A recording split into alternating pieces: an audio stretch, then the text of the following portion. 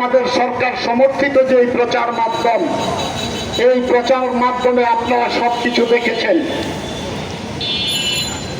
কোঠা আন্দোলনকে কেন্দ্র করে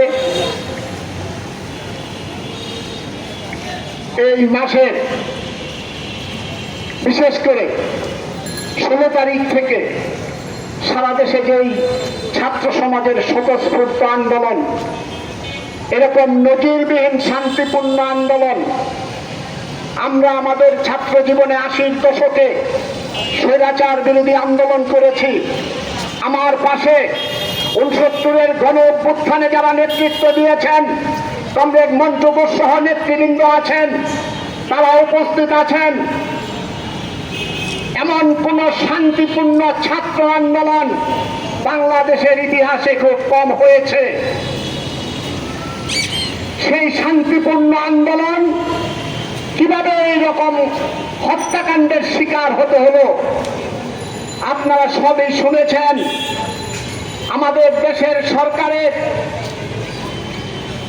যিনি সাধারণ সম্পাদক সরকারি দলের, উনি নিজে ঘোষণা দিয়েছেন ওনার ছাত্রলীগই ছাত্র আন্দোলনকে দমন করার জন্য যথেষ্ট। একটি ঘোষণার মধ্য দিয়ে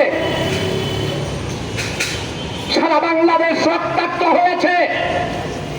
বাংলাদেশের ইতিহাসে কোন ছাত্র আন্দোলনে এরকম শত শত ছাত্রকে জীবন দিতে হয়েছে আমরা এখন পর্যন্ত দেখি নাই।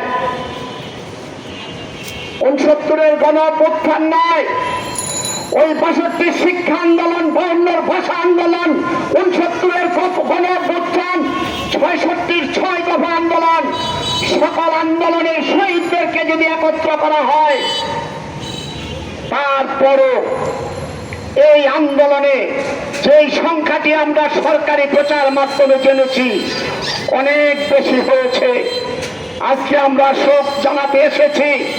কালো পতাকা হাতে আমরা অতীতে আরো বহুত দাঁড়াতে হয়েছে। এতগুলো প্রাণের বিনিময়ে এতগুলো প্রাণ চলে গেল, সেই রকম কালো পতাকা শোক মিছিল আমাদের করতে হয় নাই।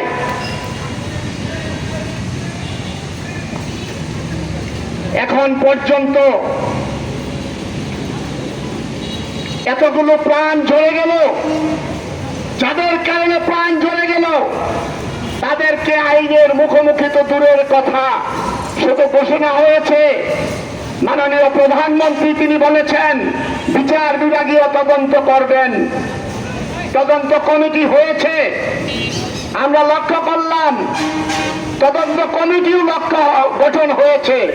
শুধু 6 জনের জন্য বিচার বিভাগীয় তদন্ত কমিটি হবে, আর যে 200 জন মারা গেছেন তাদের কমিটির কি বিচারের কি কিছু নাই। প্রিয় ভাই বোনেরা, এই বছর আন্দোলন দমন করার জন্য যেইভাবে নির্যাতন নিপীড়ন চালানো হয়েছে, আইন শৃঙ্খলা রক্ষাকারী বাহিনীদের যেইভাবে আধুনিক অস্ত্র দিয়ে হেলিকপ্টার থেকে নিরস্ত্র মানুষের মতো নিরস্ত্র মানুষের উপর পাখির মতো গুলি করে মানুষকে হত্যা করেছে, আমরা ওই প্যালেস্টাইনের বর্বরতার কথা বলি, ইসরায়েলের বর্বরতার কথা বলি, সেই ইসরায়েলি বর্বরতাকেও হার মানিয়েছে।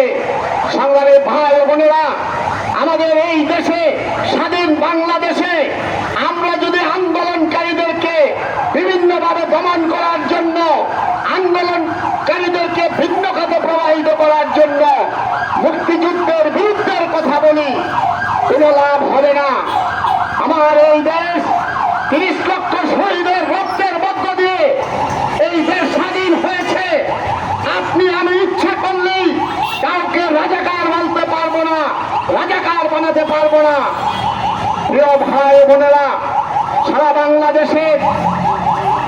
বাংলাদেশের এমন কোন জেলা নাই যেই জেলার সাধারণ ছাত্র ছাত্রীরা এই আন্দোলনের সাথে যুক্ত ছিল না, যুক্ত হয় নাই।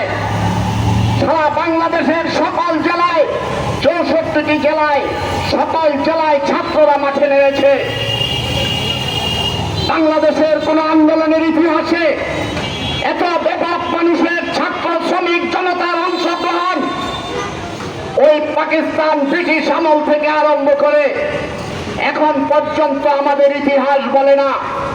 প্রিয় ভাই বোনেরা, আমরা স্পষ্ট ভাষায় বলতে চাই, আমাদের যে ভাই বোনদেরকে গুলি করে হত্যা করা হয়েছে, অসংখ্য মামলা দেওয়া হয়েছে, এখন পর্যন্ত অনেক সাধারণ মানুষ, ছাত্র ছাত্রীকে হয়রানি করা হচ্ছে।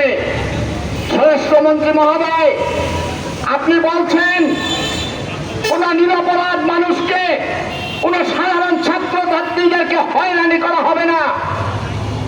আপনি অনেক ক্ষমতাবান মানুষ, এতগুলো প্রাণ যাওয়ার পরেও আপনাকে মনে হচ্ছে আপনার এই রাষ্ট্রের স্বরাষ্ট্রমন্ত্রী থাকতে হবে।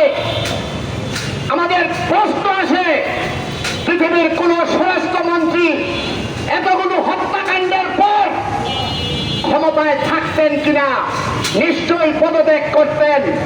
আমরা স্পষ্ট ভাষায় বলতে চাই, ছাত্রদের যে ন্যায়সঙ্গত আন্দোলন, সেই আন্দোলনের সাথে বাম গণতান্ত্রিক জোট আমরা আছি, সমর্থন ছিল, থাকবে।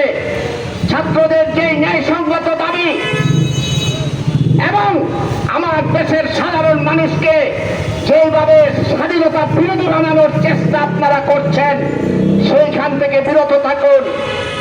সকল হত্যাকাণ্ডের বিচার বিভাগীয় তদন্ত, সকল মামলা প্রত্যাহার এবং আমাদের দেশের সকল সামাজিক যোগাযোগ মাধ্যম আপনি বন্ধ করে দিয়েছেন। পাকিস্তান আমলে ওই ৭১-এর মুক্তিযুদ্ধের সময় ছোট ছিলাম, ওই বিবিসি এবং ভয়েস অফ আমেরিকার দিকে মানুষ ছুটে যেত খবর শোনার জন্য। আজকে আমার এই স্বাধীন দেশে ৫৩ বছর পর আমাদের দেশের সংবাদ মাধ্যমের উপর আমরা আস্থা হারিয়ে ফেলেছি। আজকেও আমরা লক্ষ্য করি আমাদের দেশের মানুষ বিবিসির সংবাদ বিশ্বাস করে, ভয়েস অফ আমেরিকার বিশ্বাস করে, আল জাজিরার খবরের কথা বিশ্বাস করে। আমরা স্পষ্ট করে বলতে চাই, সামাজিক যোগাযোগ মাধ্যম সহ সবকিছু স্বাভাবিক করে দেন, সকল মামলা প্রত্যাহার করতে হবে, সকল বিশ্ববিদ্যালয় হলগুলো অবিলম্বে খুলে দিতে হবে।